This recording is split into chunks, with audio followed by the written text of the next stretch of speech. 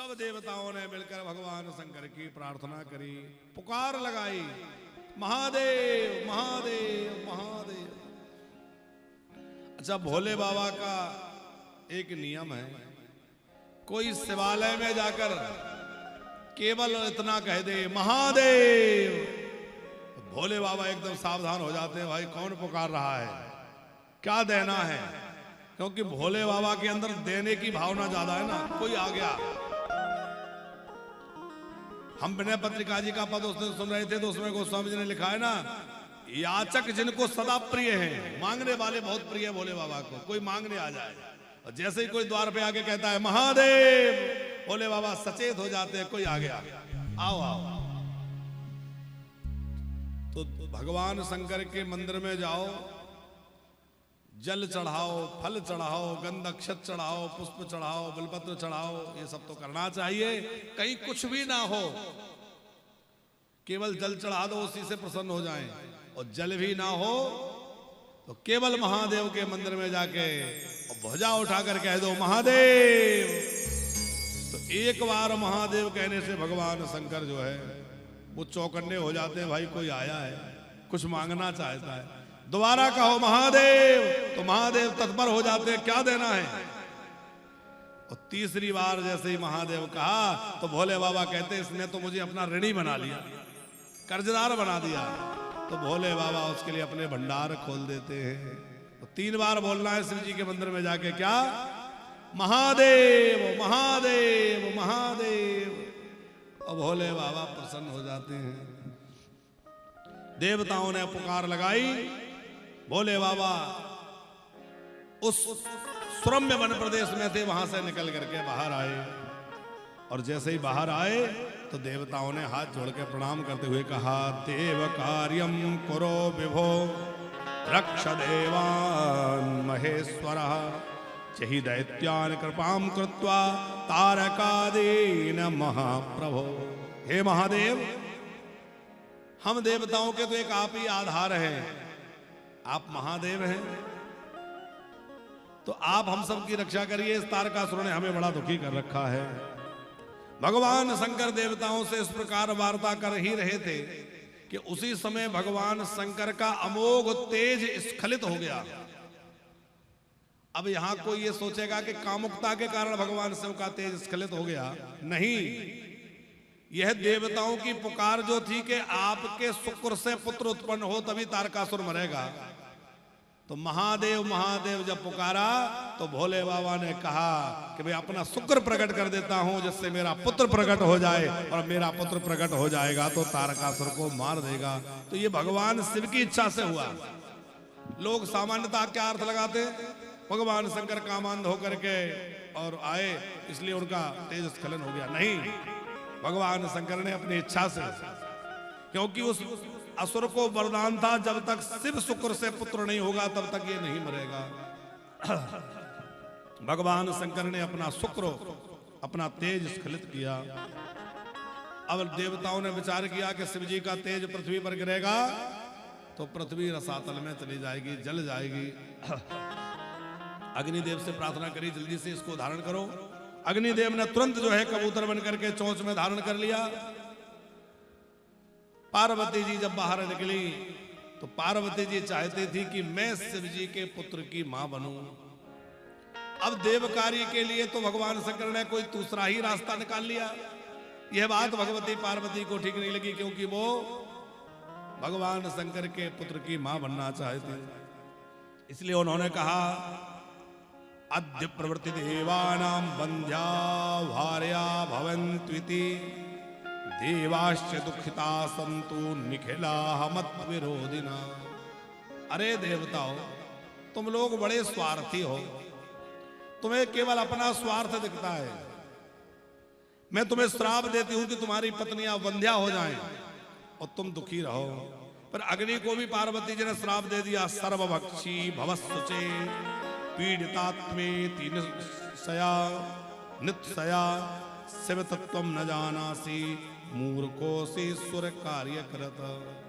हे अग्नि नारायण, अग्निदेव, तुमने भी बड़ी मूढ़ता का काम किया है। तुमने शिव जी के तत्व को नहीं समझा। शिव जी के प्रभाव को नहीं समझा और देवताओं के कार्य के लिए तुमने भी अपराध किया है, इसलिए तुम जो है सर्वभक्षी हो जाओ। अब वो अग्नि देवता भी शिव जी के तेज से जलने लगे। उस शिव तेज को सहन करने में अग्नि भी जब समर्थ नहीं हुए तो शिव जी से प्रार्थना करी, हम क्या करें। शिव जी की शरण में गए। शिव जी ने कहा उसको बाहर निकालो। अब शिव जी ने की आज्ञा से बाहर उगला तो वह शिव तेज एक पर्वत का आकार धारण कर लिया। अग्नि देवता सुखी हो गए। नारद जी के बताने पर उस शिव तेज को जो है देवताओं ने नदी में डाल दिया। और ऐसी भी एक जगह कथा है कि अग्नि देवता ने उस तेज को अपने से ऐसे नहीं छोड़ा। अन्यत्र पुराणों में ऐसी कथा है कि सप्तऋषियों की पत्नियां, 6 पत्नियां सप्तऋषियों में से 6 लोगों की 6 ऋषियों की पत्नियां, 6 ऋषियों की पत्नियां प्रयागराज में स्नान करने के बाद अग्नि जला करके हाथ सेक रही थी। अब जैसे वो अग्नि जला के हाथ सेकने लगी तो अग्नि देवता ने उस समय वहीं पर अपना वह शिव तेज अपने द्वारा बाहर किया तो भगवान शंकर का वह दिव्य तेज अग्नि के द्वारा वहां हाथ सेकने वाली उन देवियों के शरीर में प्रविष्ट हो गया। ऐसी भी कथा है।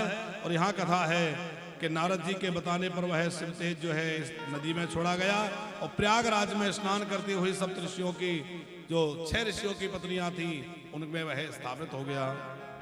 अब वो 6 ही जब घर आई और बाद में उनको गर्भ अवस्था में देखा तो जो ऋषि उनके पति थे उन्होंने कहा कि ये कैसे हो गया।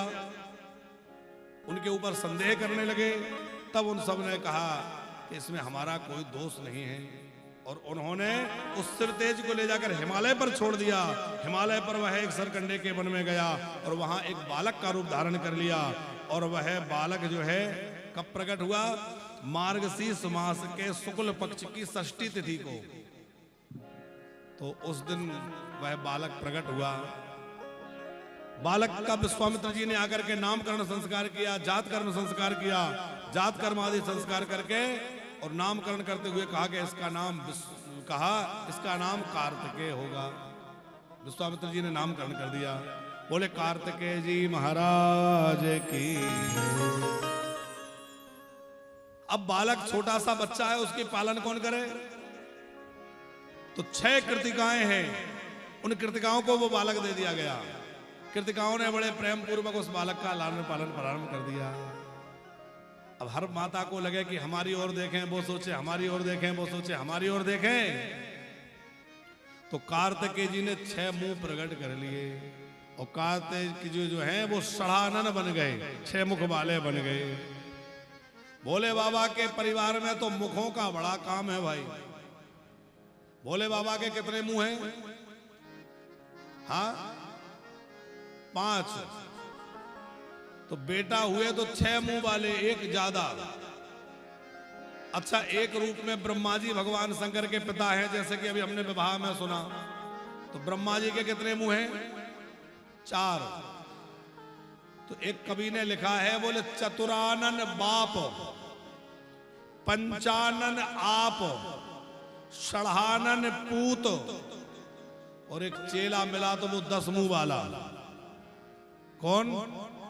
रावण। तो बोले चतुरानन बाप, पंचानन आप, षडानन पूत, दसानन चेला। और इतना ही नहीं, बोले एक पुत्र हाथी के मुंह वाला। तो हाथी भी ज्यादा खाता है, हाथी का आहार बहुत ज्यादा होता है। दसानन चेला और गोद गजानंद बैल तवेला। अच्छा, शीस चढ़े सहसानन है। सिर पे एक नाग है जिसके कितने मुंह हैं? 1000 मुंह हैं। तो बोले चेला तो 10 मुंह वाला मिला, पर जो गले में नाग है उसके 1000 मुंह हैं। तो मुख ही मुख को घर माही झमेला।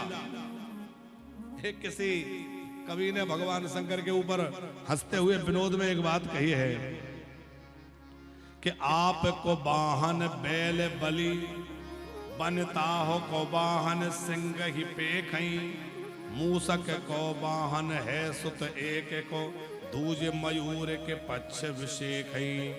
भूषण है कवि चैन फनिंद के, बैर परे सबके सब लेखही। और तीन हो लोक के ईस गिरीश सो, जोगी भये घर की गति देखई। भगवान शंकर योगी क्यों बन गए? तो एक कवि ने बढ़िया बात लिखी है किशनलाल जी।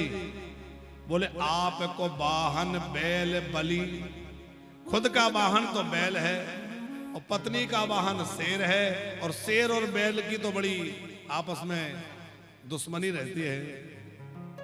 एक बेटे का वाहन मूसक है, एक बेटे का वाहन मयूर है, और गले में सर्प है। तो सर्प चूहे को खाता है, मोर सर्प को खाता है, तो बड़ी गड़बड़ है भाई।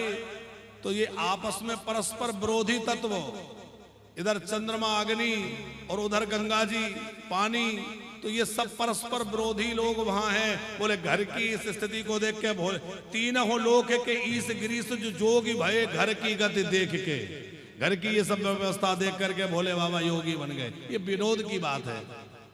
और बोले शीस चढ़े सहसानन, कि काहे न मांगत तो भीख पेरे, घर में नहीं एक अन्य अधेला, और जो मुख एक तो पूर्व पर है, मुख ही मुख को घर माही झमेला। किसी से चढ़े सहसानन है, और गोद गजानन बैल तबेला, चतुरानन बाप पंचानन आप षढ़ानन पूत दसानन चेला। ये भगवान शंकर के घर की गति है। अच्छा इतने मुंह वाले हैं तो पूर कैसे पढ़े? बोले फिर तो पूर एक ही बात से पढ़ सकती है क्या? बोले अन्नपूर्णा महारानी इनके घर में विराजी हैं, तो अन्नपूर्णा की कृपा हो गई तो भोले बाबा का सब व्यवस्थित हो गया, और नहीं तो बड़ी झंझट थी भाई। तो इस बात को श्री शंकराचार्य जी महाराज, श्री आद्य शंकराचार्य जी अपने ग्रंथ में लिखते हैं कि स्वयं पंचमुखा पुत्रो गजानन षढ़ाननो, दिगंबर कथम जीवेदन अन्नपूर्णान चेत गृहे। इतने मुख वाले लोग घर में हैं, अन्नपूर्णा महारानी ना होती तो कैसे पूर्व पड़ती। भगवती पार्वती अन्नपूर्णा बन के विराजमान हो गई तो भोले बाबा की व्यवस्था बन गई। हमें तो लगता है कि पार्वती तो अन्नपूर्णा है ही किशनलाल जी, पर हर घर की गृहिणी अन्नपूर्णा है। जब गृहिणी आ जाती है तभी घर घर बनता है, बिना गृहिणी के घर घर बनता है क्या? अरे ईंट पत्थर से घर घर नहीं बनता, ईंट पत्थर से मकान बनता है, पर उसको घर बनाने वाली देवी ये माताएं हैं, ये देवियां हैं जो उस घर को घर बनाती हैं, है? इनके कारण घर बनता है कि नहीं? तो वह अन्नपूर्णा ही है। अन्नपूर्णा कौन है? बोले आए हुए अतिथि का जो सत्कार करे, घर में आए हुए मेहमानों का जो सेवा सत्कार करे, बच्चों का ध्यान रखे, बड़ों का ध्यान रखे, बच्चों का टिफिन बनना है, पति का लंच बनना है, अतिथि की सेवा होनी है, भगवान की पूजा होनी है। कोई तिथि त्योहार है तो पति तो ऑफिस में फंसे हैं, ब्राह्मण जमाना है, भोग लगाना है, होम लगाना है, ये सब कौन करता है? ये सब व्यवस्था कौन देखता है? हमारी माताएं देखती हैं कि नहीं? तो यही तो वह अन्नपूर्णा है जो पूरे घर को व्यवस्थित करके और वहां अन्नपूर्णा बनी विराजमान हो रही है, सबको अन्नपूर्णा बन के यही सेवा कर रही है। तो स्वामी कार्तिकेय जी के 6 मुख हो गए। हम वहां श्रीलंका जब गए नामदेव जी, तो श्रीलंका में कार्तिकेय जी का एक बहुत बड़ा मंदिर है, बड़ा विशाल, ज्यादा नहीं तो कम से कम 50 एकड़ से भी ज्यादा जगह में बना है। पर दुर्भाग्य की बात यह है कि अब वहां स्वामी कार्तिकेय जी दर्शन नहीं होता। उस पूरे स्थान पर जो है बौद्धों ने अपना कब्जा कर लिया, बौद्धों ने अपने मंदिर बना दिए और बौद्धों के ही तीर्थ के रूप में वह विकसित हो गया। स्वामी कार्तिकेय जी का मंदिर तो है बहुत प्राचीन, पर वहां पर्दा लगा रहता है, कार्तिकेय जी का दर्शन भी नहीं कराते।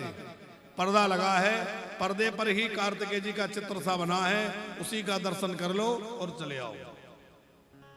तो वहां जब हम गए तो वो लोग कह रहे थे, हमने पूछा क्या है यहाँ की हिस्ट्री क्या है, बोले 6 फेस वाला आया, वो गार्ड कह रहा था। अब वो हिंदी पूरी नहीं जानते थे, आधा अंग्रेजी आधी हिंदी ऐसे मिक्स बोलता था जो गाइड था। बोले इधर इंडिया से 6 फेस वाला आया। तो हमने कहा क्यों आया? तो बोले वो मजदूरी करने आया। हमने कहा मूर्ख कहेंगे, कार्तिकेय जी मजदूरी करने आएंगे? हमने उसको कहा कि ये मजदूरी करने नहीं आए थे, ये हमारे भगवान है, और ये सारी भूमि जो है हमारे सनातन की भूमि है, इसलिए सब जगह भगवान के स्थान है। मॉरिशस, मॉरिशस बहुत अच्छी जगह है ना पुष्पन जी, कैसी है? ले चले भक्तों को। अभी एक सज्जन कह रहे थे, बोले मॉरिशस चले। पहले हम लोग दुबई जाने का प्लान कर रहे थे, लेकिन दुबई में तो रारी मची है, झगड़ा मचा है, तो दुबई जाना तो अभी ठीक नहीं है। अब विदेश यात्रा के क्रम में तो फिर एक सज्जन बोले ऐसा करो महाराज जी कि मॉरिशस चलो। तो हमने कहा चलो। तो पहले तो हम लोग कैलाश मानसरोवर की यात्रा करेंगे। हमने कहा भाई पहले तो भोले बाबा को शरण में जाया जाए, भगवान शंकर का आश्रय लिया जाए। तो श्रावण के महीना में हमारी वो यात्रा रहेगी कैलाश मानसरोवर की। जितने लोग चलना चाहें, कितने लोग चलना चाहेंगे? यहां कोई नहीं दिख रहा, एक हाथ उठा रही है मैया, चलो हमारी दीदी भी उठा रही हैं। अब वहां एक समस्या यह है कि सनलाल जी के 70 वर्ष से अधिक के लोगों को प्रवेश नहीं है, इसलिए आप हाथ खड़ा नहीं कर सकते चाहे के भी, आप भी नहीं जा पाएंगे, आपकी भी ज्यादा हो गई। तो वहां एक समस्या यह है कि 70 से ज्यादा, हाँ आप चल सकते, 70 से नीचे के लोग हेलीकॉप्टर से यात्रा कराएंगे, क्योंकि जो सड़क मार्ग की यात्रा है वो थोड़ी कठिन है, उसमें पैदल भी चलना पड़ता है, और सड़क पर चलने में भी लोगों को चक्कर आते हैं, ऊपर भी चढ़ाई होती है, और वो गोल गोल घूमना करना, तो लोगों को परेशानी बहुत होती है, ऑक्सीजन रुकने लगती है, चक्कर आने लगते हैं। हेलीकॉप्टर वाली यात्रा बड़ी सरल सुगम है, तो हेलीकॉप्टर से यात्रा करेंगे हम लोग। यहाँ से लखनऊ पहुंचेंगे, लखनऊ से नेपालगंज, और नेपालगंज से पूरी यात्रा हवाई यात्रा ही रहेगी, उसमें पैदल बिल्कुल नहीं चलना होता है। तो वो यात्रा श्रावण के पवित्र महीने में 24 अगस्त से 1 सितंबर तक रहेगी। जो लोग भी उस यात्रा में सम्मिलित होना चाहें वो चल सकते हैं, बड़े आनंद की यात्रा रहेगी। तो उससे संदर्भ में जो कोई जानकारी लेना चाहेंगे वो कार्यालय से जानकारी लेकर जुड़ जाएंगे। हाँ, हम वो श्रीलंका की बात कर रहे थे, 6 फेस वाला आया। अच्छा, वो राम कथा भी बड़ी अजीब सुना रहा था, जो गाइड था हमें दिखाता था।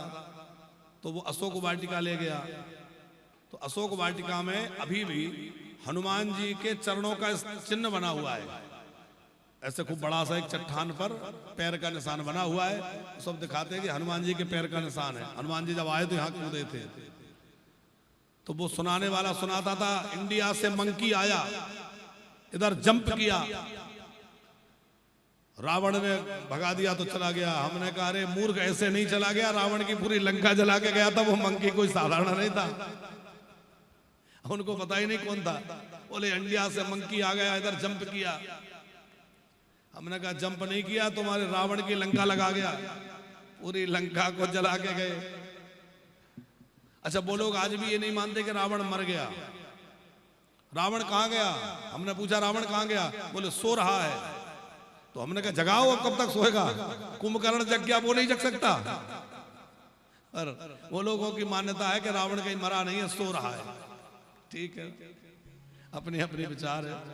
तो स्वामी कार्तिकेय जी का जन्म हुआ। माता पार्वती को अपने पुत्र की याद आई और पता किया कि कहाँ है, तो पता चला कि वो कृतिकाओं के पास है। फिर कार्तिकेय जी को लेने भगवती पार्वती ने कुछ गणों को भेजा। गणों ने जाकर के वहां कृतिकाओं से प्रार्थना करी और कहा कि ये भगवती पार्वती की आज्ञा है, अब पार्वती जी की आज्ञा को कौन टाले। तो वहां से लेकर के कार्तिकेय जी को आए। स्वामी कार्तिकेय जी जब पधारे तो उनका बड़ा विधिवत पूजन हुआ और अभिषेक हुआ। अभिषेक वगैरह करने के बाद उनको देवताओं का सेनापति बना दिया गया। कार्तिकेय जी जो है वो देवताओं के सेना नायक बन गए। फिर सेनापति बना करके देवताओं के साथ गए युद्ध करने के लिए, और तारका वो तो प्रत्यक्ष ही कर रहे थे। तारकासुर के साथ युद्ध हुआ, और तारकासुर के साथ जब युद्ध हुआ तो तारकासुर को स्वामी कार्तिकेय जी ने मार दिया। तारकासुर को मार करके और देवताओं को स्वर्ग प्रदान कर दिया। सब देवताओं को अपना अपना स्थान मिल गया, सब देवता सुखी हो गए। बोलिए स्वामी कार्तिकेय जी महाराज की। ये कार्तिकेय जी का पावन चरित्र है। स्वामी कार्तिकेय जी कैलाश पर भगवान शंकर की माता पार्वती जी की सेवा में समर्पित हो गए। अब सुंदर आगे कथा है। एक समय व्यास जी ने सनत कुमार जी से पूछा कि शिव जी ने दैत्यों का वध किस प्रकार किया, राक्षसों को कैसे मारा, वह कथा सुनाइए। तो कथा सुनाते हैं कि ये जो तारकासुर था, इस तारकासुर के 3 पुत्र थे, तारकाक्ष, विद्युन्माली और कमलाक्ष। 3 बेटे थे इसके। तीनों ने अपने पिता के मरने पर देवताओं से शत्रुता ठान ली, बदला लेना था।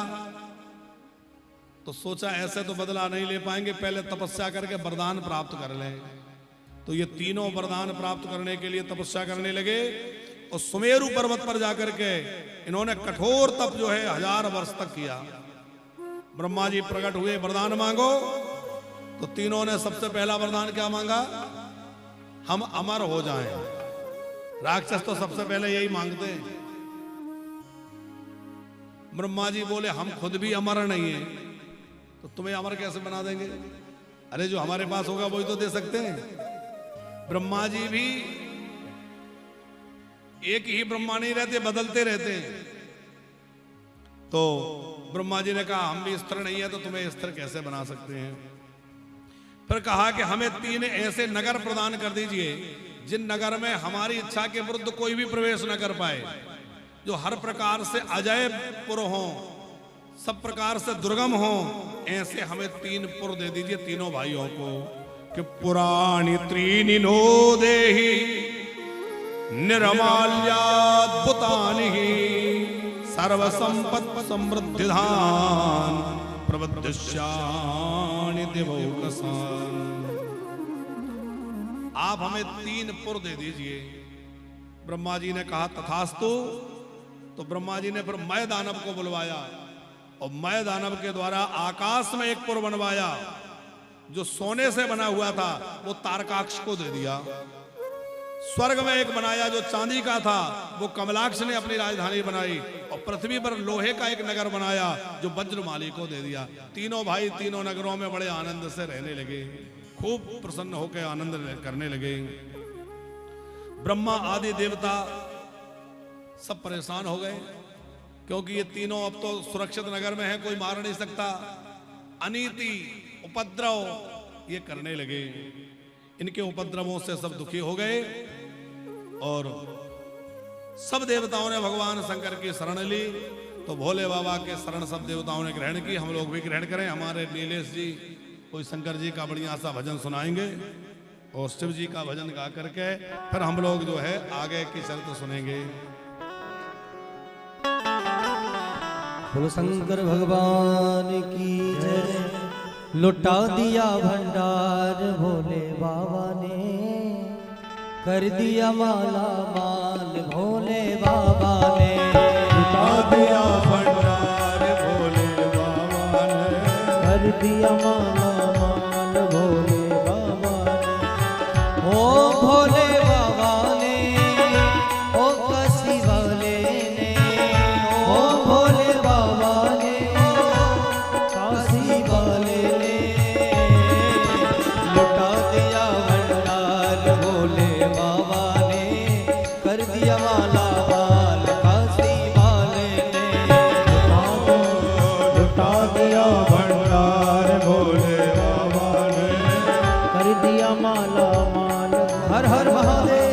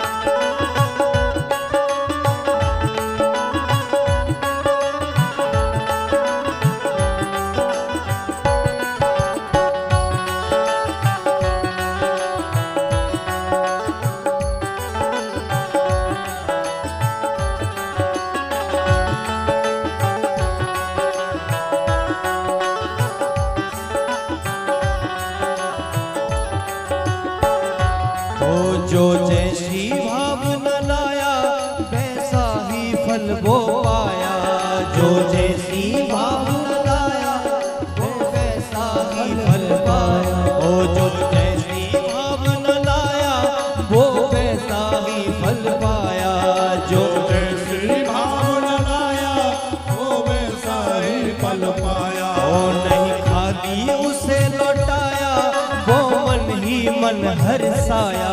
नहीं खाली उसे लौटाया, वो मन ही मन हर्षाया।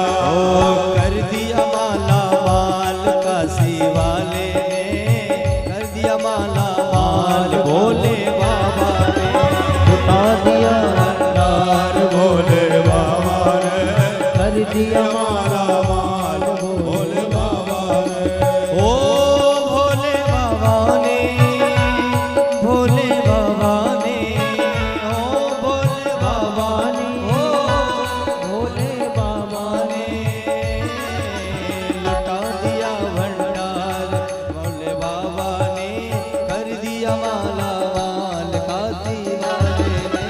लुटा दिया भंडार भोले बाबा ने, कर दिया माला माल भोले। हर हर महादेव।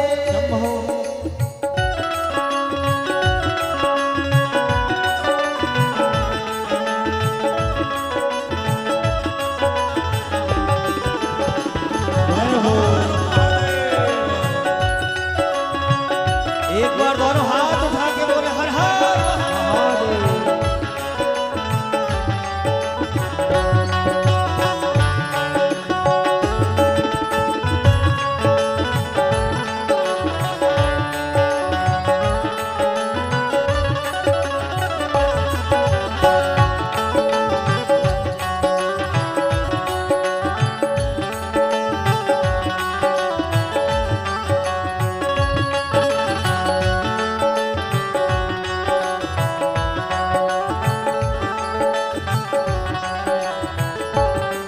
जो लगन लगाया सच्ची है उसकी नाव न अटकी। जो लगन लगाया सच्ची उसकी है नाव न अटकी। बेड़ा को पार लगाया नहीं देर करी पल भर की। बेड़ा को पार लगाया नहीं देर करी पल भर की। ओ मिटा दिया जंजाल भोले बाबा ने, कर दिया माला माल काशी वाले ने। लुटा दिया भंडार भोले बाबा ने, कर कर दिया माला माल भोले बाबा ने। ओ भोले बाबा ने, शंभू बाबा ने, ओ भोले बाबा ने, शंभू बाबा ने। लुटा दिया भंडार भोले बाबा ने, कर दिया माला माल काशी वाले ने। लुटा दिया भंडार भोले बाबा ने, कर दिया माला माल भोले बाबा। हर हर महादेव।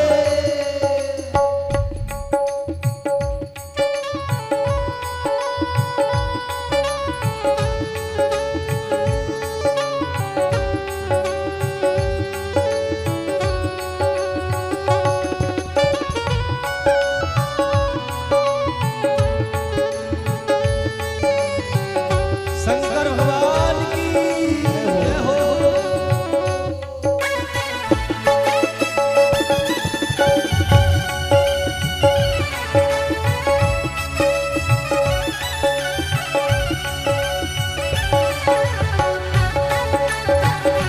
और हाथ उठा के बोले हर हर महादेव।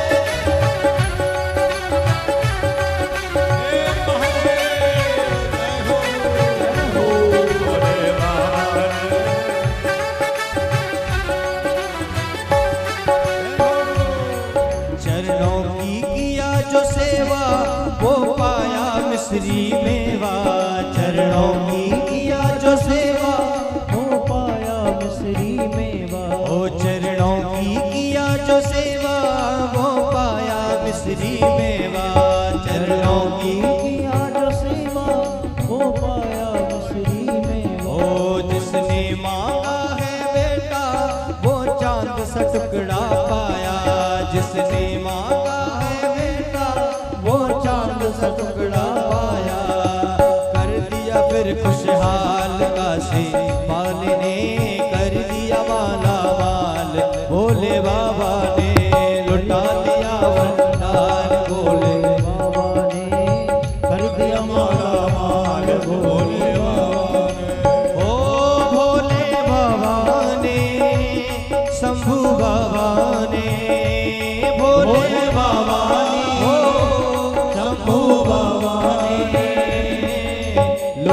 दिया भंडार भोले बाबा ने, कर दिया माला माल काशी वाले ने, लुटा दिया भंडार भोले बाबा ने, कर दिया माला माल भोले बाबा ने।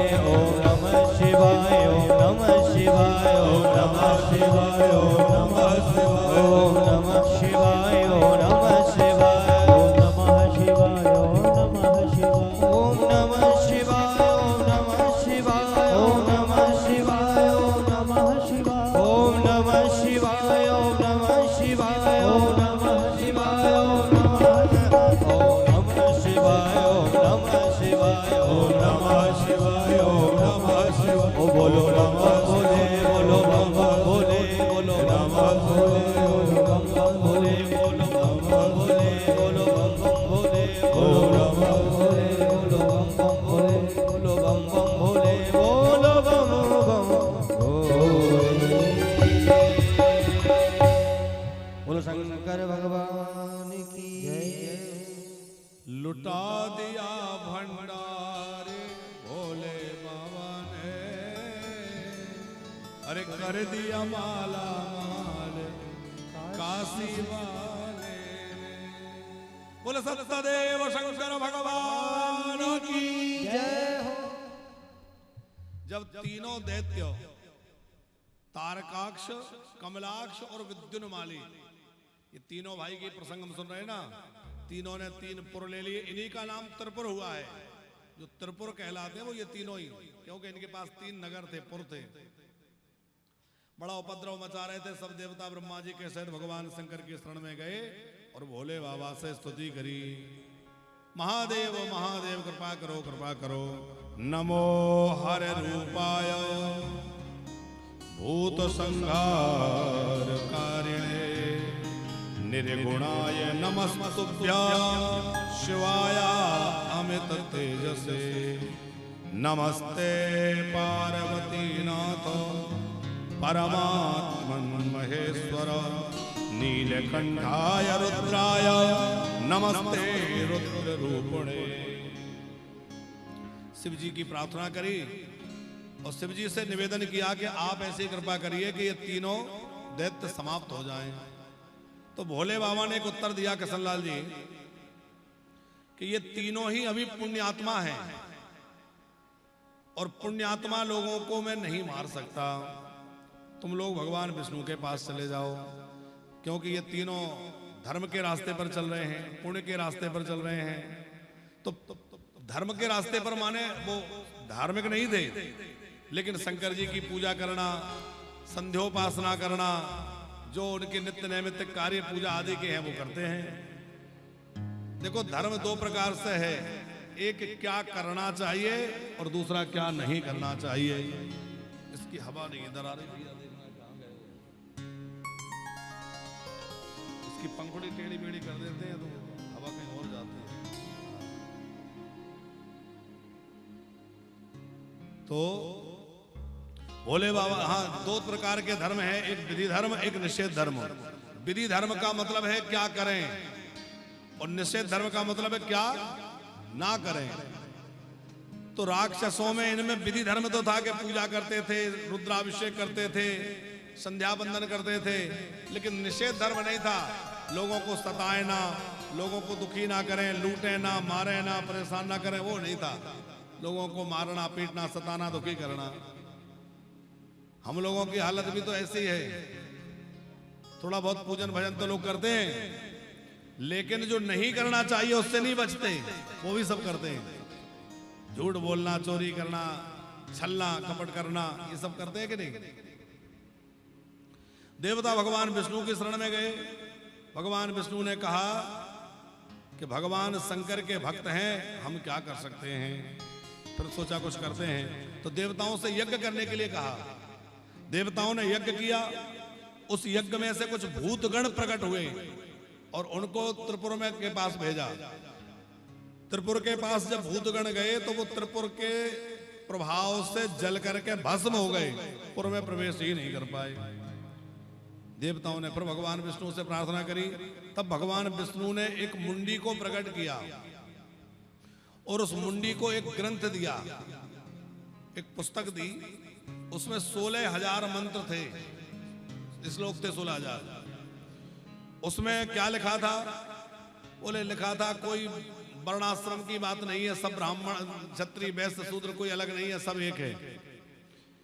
माययन मायामयम शास्त्रम तत् षोडश शास्त्रकम स्रोतस्मार्थ वृद्धम च वर्णाश्रम वर्जतम। वह जो ग्रंथ बनाया गया था वो तो उन तीनों को धर्म से भटकाने के लिए बनाया था। वो कोई धर्म की बात नहीं थी उसमें, बल्कि धर्म से भटकाने वाली बातें थी। तो पहली बात तो ये थी कि वर्णाश्रम धर्म कुछ नहीं होता, सब एक हैं। फिर लिखा था कि ना कहीं स्वर्ग है ना नरक है, स्वर्ग नरक जो कुछ है वो सब यही है। फिर लिखा था कि ये पूजा पाठ करने से कुछ नहीं होता, ना स्नान करने से कोई लाभ है, ना दान करने से कोई लाभ है, ना व्रत करने का कोई फायदा है, भूखा मरने से कोई भगवान मिलते हैं। श्राद्ध करना, देखना नहीं वीडियो काट के कोई डाल दे महाराज जी कह रहे थे ये सब करने से कोई फायदा नहीं। ये हम नहीं कह रहे, ये वो शास्त्र की बातें बता रहे। हाँ, पर्व काल आदि का कोई महत्व नहीं है, इस प्रकार से भ्रामक बातें उस ग्रंथ में लिखी थी। ये भ्रमित करने वाली बातें थी, भ्रामक। तो ऐसा भ्रमित करने वाला ग्रंथ क्यों बनाया? ये धर्म विरोधी ग्रंथ था, धर्म का पूरी तरह उल्टा था। ये तो हमारे यहां तो व्रतों का, यज्ञों का, सबका बड़ा विधान है कि नहीं।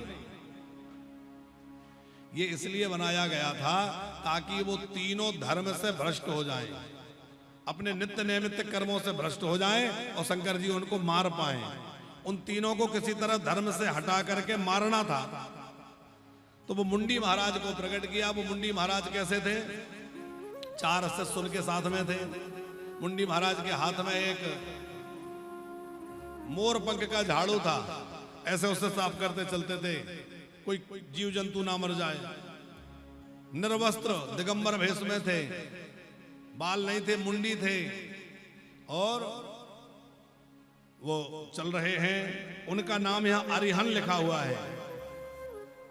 वो नगर में घुसना चाहते थे तो नगर में घुस ही ना पाए, प्रवेश ही ना मिला, क्योंकि वरदान था कोई घुस नहीं सकता। फिर लौट कर आ गए। भगवान ने कहा कि हम पर कुछ करते हैं, तो भगवान ने नारद जी को भेजा। अच्छा, नारद जी एक ऐसे महात्मा है कि उनकी सब जगह गति है, कहीं रोक टोक नहीं है। नारद जी चले गए, और नारद जी गए तो जाके त्रिपुर के सामने कहने लगे, महाराज अब मिले हैं अच्छे गुरुजी। अभी तक तो हम ऐसे ही भटक रहे थे, अब तो हमें ऐसे गुरुजी मिल गए कि जीवन धन्य हो गया। बड़ी प्रशंसा करने लगे नारद जी। तो त्रिपुर ने पूछा, ऐसे कौन से गुरुजी मिल गए जिससे आप इतने धन्य हो गए? अरे बोले क्या बताएं, एक बड़े सिद्ध महापुरुष हैं, मुंडी महाराज, अरिहन महाराज, उनकी शरण में जाके तो हमारा जीवन ही धन्य हो गया। बोले महाराज ऐसे महाराज के हमें भी दर्शन कराओ, ऐसे गुरुजी के दर्शन हमें भी होना चाहिए। बोले प्रार्थना करते हैं, आ जाएंगे तो बुलाते हैं। अब वो तो सब योजना तो थी, बुलाना तो था ही, बुला लिया। त्रिपुर ने उनका खूब सत्कार किया, आदर करा, पूजन करी, और कहा कि हमें भी कुछ उपदेश करिए। वो बोले ऐसे उपदेश नहीं करते हमारे किसी को, उपदेश लेना है तो पहले हमारे चेला बनो, चेला बन जाओगे तो हम उपदेश देंगे। बोले महाराज चेला बन जाने के लिए हम तैयार हैं, जब नारद जी चेला बन गए तो हम क्यों नहीं बनेंगे, हमें भी मंत्र दे दो। तीनों चेला बन गए। अब तो मुंडी महाराज ने झाड़ू घुमाना शुरू किया। अब हम तुम्हें अपनी बातें बताएंगे। पहले अच्छी बातें बताई, जब तो लोग भ्रमित होंगे। कहा अहिंसा परमो धर्मा पापात्मा प्रपीडनम, अहिंसा ही परम धर्म है और कोई धर्म नहीं है। बाकी ये स्नान करने की कोई आवश्यकता नहीं है, नहाओ तो ठीक है, ना नहाओ तो ठीक है। दान वान करने से कुछ नहीं होता, ये व्रतों का कोई लाभ नहीं है। श्राद्ध वगैरह ये मरे मराए लोग कहाँ खाने आएंगे, कहाँ चक्कर में पड़े हो, मरे लोगों के लिए पानी दे रहे हो, भोजन दे रहे हो, वो कहाँ आएंगे। ये श्राद्ध बंद करो। ये पर्व काल, ये शिवरात्रि आ गई तो पूजा कर रहे हैं, ये नवरात्रि आ गई तो पूजा कर रहे हैं, ये सब कुछ नहीं होता, सब पंडितों के बनाए ढोंग हैं, ऐसे सब बताने लग गए। आजकल यही तो हो रहा है सब। पर्वों के लिए भी ये कहा जा रहा है। कल ही हमारे भारत के एक राजनीतिक व्यक्ति ने बयान दिया है, पुष्पेंद्र जी, वो तोमर क्या नाम है उनका, प्रीतम सिंह लोधी ने एक बयान दिया कि ये कथाएं करना, पूजा कराना, ये सब पंडितों का ढोंग है, लोगों से धन ऐंठने की बातें, और कुछ ऐसी बातें भी कही जो मंच से कहना भी बड़ा मुश्किल है। ये सब महिलाओं को बरगलाने के लिए करते हैं, महिलाओं को बुला के आगे बैठा लेते हैं, जाने क्या क्या कहा उसने। हम तो नाम लेके कह रहे हैं किसने कहा, अखबार में छपा है। बताओ कैसी बुद्धि खराब हो गई इन लोगों की। ये अपनी राजनीतिक महत्वाकांक्षा को पूरा करने के लिए इतनी ओछी राजनीति कर रहे हैं कि इन्हें ये भी समझ में नहीं आ रहा है कि हम अपने हाथों से अपने पैरों पर कुल्हाड़ी मार रहे हैं। देखो, आज जो ब्राह्मणों का विरोध तमाम लोग कर रहे हैं, वो एक बात कान खोलकर सुन लें कि आज यदि सनातन धर्म जीवित बचा है तो वो ब्राह्मणों के कारण बचा हुआ है। साहब, ब्राह्मणों ने यदि बलिदान न दिया होता तो आज सनातन बचा ना होता। किशनलाल जी, जब मुगलों का आक्रमण हुआ, अंग्रेजों का अत्याचार हुआ, तो लोग अपनी जमीनें बचाने में लगे थे, कोई अपनी जायदाद बचाने में लगा था, कोई अपने संपत्ति बचाने में लगा था। लेकिन एक ब्राह्मण ऐसे थे जो अपने पुराणों को बचाने में लगे थे, वेदों को बचाने में लगे थे और अपने धर्म को बचाने में लगे थे। कितना अत्याचार उन लोगों ने किया, जनेऊ तोड़ दिए, चुटिया काट दी, तमाम बर्बरता करी, पर ब्राह्मणों ने वेद पुराणों को कंठस्थ कर लिया, क्योंकि वो ग्रंथ जला देते थे, अब जल जाएंगे बचेगा नहीं, तो ब्राह्मण उसको कंठस्थ कर लेते थे ताकि ये विद्या लुप्त ना हो जाए। और कंठस्थ कर करके उन्होंने उसको बचाकर रखा और जीवंत रख करके आज भी उसको चलाया जा रहा है। तो जिनके कारण सनातन बचा, जिनके कारण ये सब हुआ, आज उन्हीं के लिए पूरी समाज विरोध में आकर के और जाने मर्जी कुछ भी कह रहे हैं। अब तो ये भी कह दिया जा रहा है कि ब्राह्मण बाहर से आए, ये तो बाहर के हैं, विदेशी हैं, ऐसा भी कहा जा रहा है। भगवान जाने किसका मुंह कौन रोक सकता है। तो यहां यही सब बातें कही गई मुंडी महाराज के द्वारा, और इस तरह से समझा करके कही गई कि त्रिपुर को लगा महाराज बिल्कुल ठीक कह रहे हैं, हम तो पागल हैं जो कुंटलों घी हमने आगी में डाल दिया। अरे हमारे शरीर में जाता तो हम बढ़िया हष्ट पुष्ट हो जाते, अपने लोगों को खिलाते, हमने आगी में बहा दिया, जला दिया। अभी भी लोग कहते हैं ना, शंकर जी पे दूध क्यों चढ़ा रहे हो, आगी में घी क्यों डाल रहे हो। ये सब ज्ञान फैलने वाले आज भी बहुत हैं। पर भैया, शिव जी को दूध चढ़ाना या अग्नि में होम करना, ये वैसा ही है जैसे खेत में कोई किसान बीज डालता है। अब कोई किसान खेत में बीज डाल रहा है, नामदेव जी, और बीज डालते देख करके कोई कहे कि ये बड़ा मूर्ख है, सारा अनाज खेत में मिट्टी में फेंक दिया, ये पूरा अनाज मिट्टी में फेंक दिया इसने। तो आप बताओ, किसान ने मिट्टी में फेंक दिया कि और अन्न उत्पन्न करने की व्यवस्था कर दी। भाई मिट्टी में जब अनाज डालेगा तभी तो अनाज और पैदा होगा। उसी प्रकार भैया ये प्रकृति के पदार्थों को जब परमात्मा को अर्पण करोगे तभी प्रकृति स्वस्थ रहेगी, तभी प्रकृति समृद्ध रहेगी और तभी प्रकृति हरी भरी रहेगी। तो वो तीनों ने उन नए गुरुजी की बातों में आकर शिव जी की पूजा छोड़ दी, संध्योपासना छोड़ दिया, श्राद्ध तर्पण आदि छोड़ दिया। सब कर्म जब बंद हो गए तो राज्य लक्ष्मी तीनों भाइयों को छोड़ करके वहां से चली गई। अब राज्य लक्ष्मी चली गई, धर्म भ्रष्ट हो गए वो तीनों। तो शंकर जी से जाके देवताओं ने कहा, भगवान अब मारिए, क्योंकि अब कोई समस्या नहीं है। आप कह रहे थे जब तक ये धार्मिक रहेंगे नहीं मार सकते, अब वो धार्मिक नहीं है, अब मारो। तब भगवान शंकर ने दिव्य रथ तैयार किया। उस रथ में जो है विश्वकर्मा जी ने तमाम प्रकार के अस्त्र शस्त्र सजा दिए। रथम चा सारथिम दिव्यम कारमुकम सरमुत्तमम पूर्वभंगे कृतम सर्वम उपपादस्याताचिरम। बड़ा अद्भुत विमान था। यहाँ विमान के लिए लिखा है कि ब्रह्मांड भर की सारी वस्तुएं विमान में विराजमान थी। बड़ा विलक्षण विमान था, रथ था। उस रथ को लेकर भोले बाबा गए, त्रिपुर के साथ युद्ध हुआ। पहले तो बड़ी देर तक युद्ध करते रहे, फिर भोले बाबा ने ऐसा बाण मारा जो एक साथ तीनों पुरों में 3 बाण जाके लगे। और तीनों पुरों में एक साथ बाण जाकर लगे और तीनों पुर जल करके भस्म हो गए और तीनों राक्षस भी जल के भस्म हो गए। भगवान शंकर का नाम पड़ गया त्रिपुरारी। बोले त्रिपुरारी भगवान की। त्रिपुरारी का मतलब है त्रिपुर नाम के दैत्य के शत्रु त्रिपुरारी। भगवान शंकर ने देवताओं को कहा अब निर्भय हो जाओ, अपने अपने स्थान पर जाकर रहो।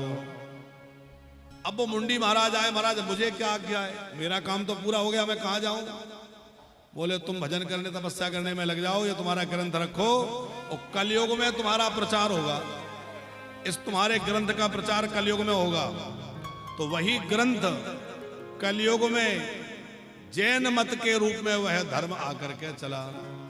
मुंडी महाराज का वो धर्म और वह पंथ जो है जैन धर्म के रूप में कलयुग में आकर के चालू हो गया। जैन धर्म में भी नहाने धोने की ज्यादा चक्कर में नहीं रहते, वहां भी बस केवल एक ही बात है, बोले अहिंसा परमो धर्मा, बाकी सब कुछ नहीं।